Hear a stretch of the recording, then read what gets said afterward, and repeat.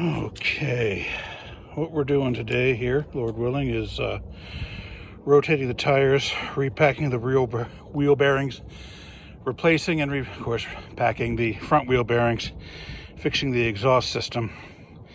I finally got the parts. Had to go to 4 different stores, or well, 3 stores 4 times. Heaven forbid someone wants a nut and a bolt from a hardware store. Oh yeah, we're loosening the nuts first before we get them on the jack stands. And getting up on the jack stands has proven pretty problematical. Not much unibody left. Okay, well, that work was stillborn. I don't have anything large enough to take off these center nuts. So, I guess I just torque them back up again. Okay, exhaust repairs. Now, I was baffled by the fact that if you put in the empty hole, you put in the exhaust sud from the passenger side, it threads, but this one does not. I couldn't figure out why. Well, it's because that one is longer. Yeah, hardware for physicists.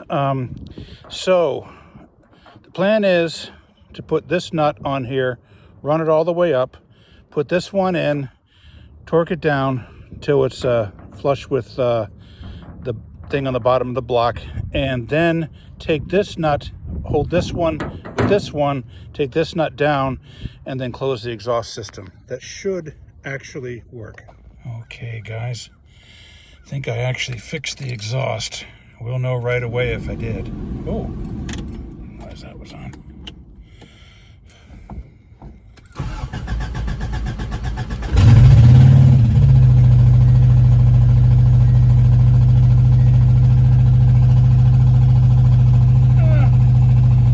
Significantly better.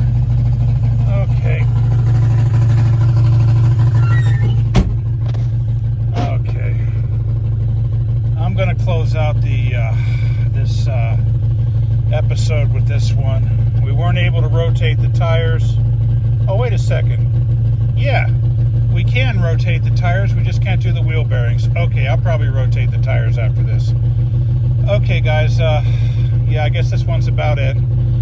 I'm afraid there's no way this thing is going to be in shape, ready to get to Pennsylvania, so I'll have to rent a car like I did in a previous episode. Okay, keep between ditches, everyone. Oof. Yeah, against my better judgment, I took Brat for a very short test drive. This vehicle is not roadworthy. However, Bratwurst now appears to be idling. Jason said, and he's a really sharp guy, that once I got more back pressure in the exhaust system, it might start idling. He said because if it was breathing too easily, it might cause it not to idle. So I think it's idling now. The exhaust system definitely sounds different. Anyway, trying to add on a better note than the last segment. I think I'm just going to sit here and bask for a bit in the gentle Minnesota sun. Okay, guys. See you in the next episode. Okay. Hello and welcome to, I think this is episode 56. And the most frustrating episode of Rhino Ramps International ever. Okay. I'm trying to get the steering wheel is about 135 degrees out. I don't know if I just picked that number or just, well, I was in grad school, so I may have actually measured it. I don't know when it's actually straight. So I didn't want to get going on the wheel bearings and all that. Figured that would be tough. So I want to do something light first. It took me an hour before I made any contact with the screw at all. Got these 3, you'll notice they're wood screws out for something that should have 5. I was able to get the steering column apart, which hasn't helped us. There are 2 holes back here. And I've tried everything from straight slots to Phillips heads to hex heads, and I cannot get this wheel to come off for anything. So I guess we're going to move on to the wheel bearings first after all. Okay, trying to pull out the big guns. Trying to get this thing up on the, the crankjack on the jack stands was pretty ridiculous. By necessity, I had to get some great big lock nut. Guys, I think this is a 35 millimeter. Got a 34 and a 36 if we're wrong. It's gonna use this jack stand, but then I noticed, you know, the echo patina on that, and I like that, so I'm gonna keep that. So, okay, I'm gonna loosen all the bolts off the ground. I don't expect the center one to be any trouble, but I'm not gonna take any chances. Tire rotation, X pattern. I'll probably bring you guys back in here if I get the hub off, and we can look at the rear wheel bearing. Okay, yeah, all that came off with very little difficulty. I think the lug nut or whatever, the thing on the spindle, was put on by Nanook himself. I had to use a persuader on it. Yeah, the drums and the shoes both look surprisingly good. So, yeah, pleasant surprise there. Oh, something else that surprised me. When I turned the wheel, I can't turn it now because on the jack stands it's, yeah, on that. But when I turned this wheel, it turned the other one, obviously, differential, but it also turned the crank, which makes me wonder, is the four-wheel drive on? Or is Bratwurst actually a rear-wheel drive car, and the four-way only comes on when it engages the front? You'd think I'd know that. I will. Okay, got the front end up. Got to be a bit more creative when the jack points are gone. Time to give it what Derek Bieri calls the death test. Oh, seems totally solid. Surprises never cease. Okay, one hernia later. We got this all tore apart.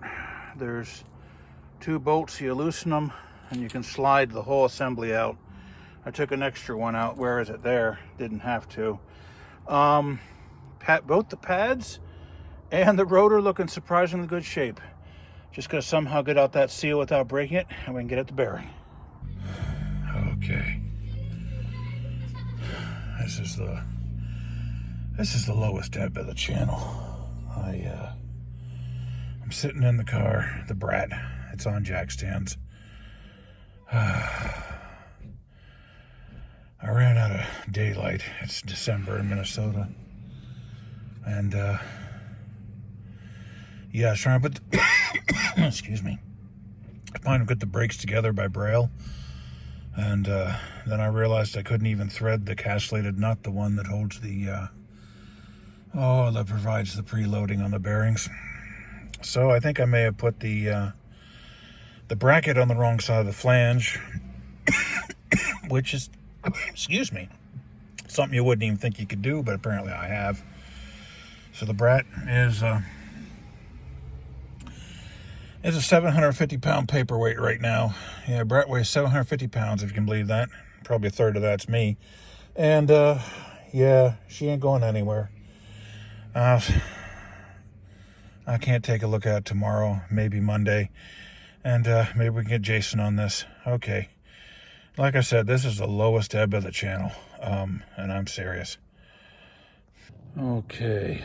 Yeah, it's 2 days later. I couldn't work on it yesterday. Yeah. So where we left off, not very cheerfully if I remember, was I couldn't get the brakes back together, mostly because I didn't have something to collapse the caliper. Yeah, I used this wood clamp, which I bought decades ago for something completely different. And since this inside part is very shiny, surprisingly, I'm gonna put a pad in here just so I don't scratch that up. I know that's probably just being neurotic, but yeah, and the other thing is this drum won't go on far enough to seat the bolt. And I still haven't figured that out. I haven't backed out anything out here. I still haven't figured out why that's happening or how that's even possible. So, yeah, we're back at the Brat. Okay. Yeah, something I forgot. Well, I forgot to mention to you guys anyway. Whenever you're collapsing a caliper, always take the cap off of the master cylinder. The reason being is it's a hydraulic system. Pressure's got to go somewhere. Okay, we got the brakes back together. That pretty much just needed light. And I got this thing started on threading. I just took out all the spacers and washers and got the thread. It's tightening down. I still don't know why that's doing that, and that worries me somewhat. Like it almost backed off back there a bit. Okay. Yeah, on to getting the tire on. I got a call while I was working. I think this is the third time that happened.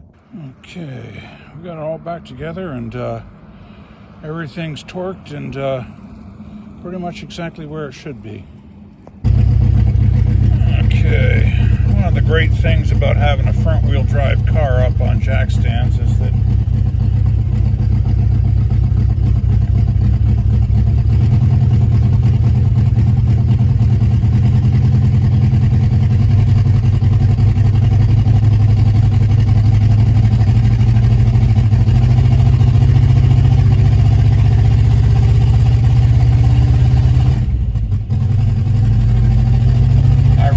recommend this, by the way, but however, you know, if something goes wrong, it gets you off the jack stands in a real hurry.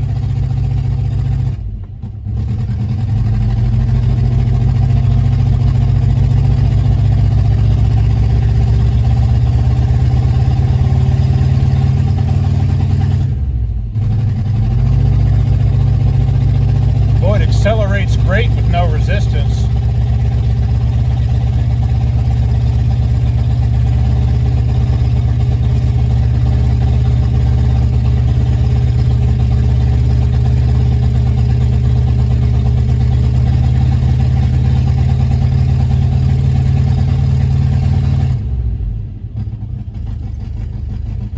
Everything's pretty much okay.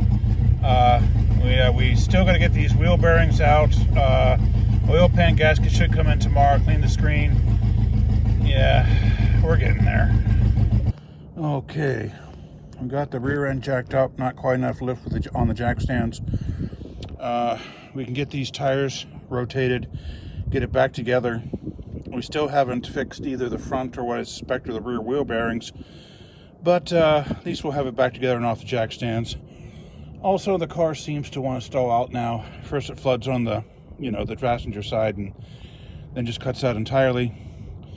Oh, and we got the oil pan gasket today from, I think, Seattle. And so we can clear the oil pump and screen, oil pan and screen, Lord willing, tomorrow, which we should have done 10 years ago. And oh, there was something else. Oh, well, we're getting there. Okay, so trying to get Brat worked up on the not Rhino ramps and with the chuck so I can get to work on this, oil pan. And it wouldn't start. And I found this. I've never seen anything like this. Why would there be tinfoil? That's bizarre. Hey, Kool-Aid. Oh yeah. These plugs are totally fouled. That's why it's not starting. Yeah. Then we have to get after why they're getting fouled in the first place. Weird. Yeah, I want to see if I could capture this. Some of these plugs are so bad. It wasn't quick enough. I was actually able to set them on fire. And they smell like kerosene when they're burning. So yeah, couldn't capture it though. Okay. I'm so convinced it's gonna start after that I put it all back together. Could be wrong.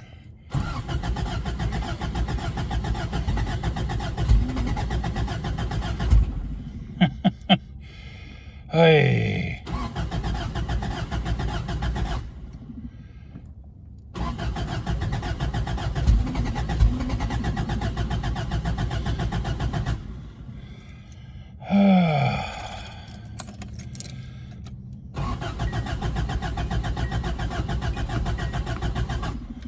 Looks like the Brat's a paperweight again, just for different reasons. I was just gonna empty and clean the big main green pan here. But then I realized if there was any chance I was going to get that down that drain plug, I had to use the good one. Yeah, I got her running, just barely got her running, got her up on the ramps, and got the wheel chock back there for safety. Yeah, I'll show you guys underneath in a bit here. Okay, cramped under here. Gonna be hard to film. Anyway, when I first got this beast, the inside, the oil was so filthy I changed after 5 minutes. It's gotta be a record. Well, we'll talk more about this and what I had to go through to do it, but I thought, and then the oil plan volume kept increasing each time I changed oil. There was that much sludge and crud in there. I figured, well, why don't I just change it? Well, we got this thing in the way, but if one looks carefully, there are holes to actually access all these screws. Yeah, how's that for Japanese engineering? Yeah, normally when I mention engineering, I'm making fun of somebody, but not this time. I'm actually impressed. Okay, guys, I got Brat running. He even took it down the street a bit to the next parking lot. But same thing, even if I just, on it and off it, rev it up 1500, drop to 700, back and forth, so there's less fuel load, then more. It eventually just floods to the point it stalls out. It acts like it's got a bad float, but it can't be. Focus, John. A text just came in.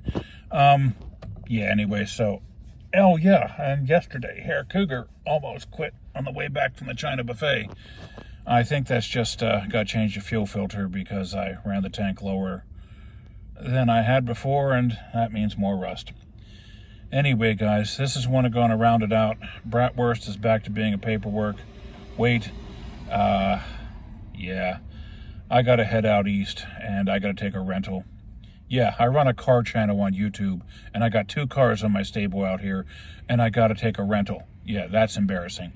But anyway, yeah, Merry Christmas and all that, everybody. I'll try and get this out before the big day. Yeah. Okay, well, keep clean ditches, everyone. It's a cloud factory. Okay,